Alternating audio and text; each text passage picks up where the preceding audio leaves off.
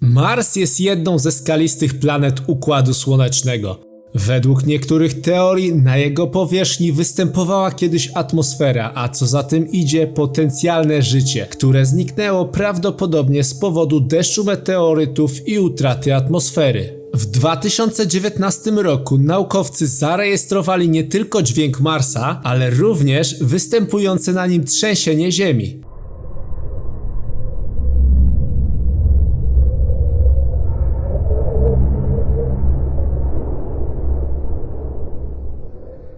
Po więcej ciekawostek zasubskrybuj kanał Wiesz Więcej.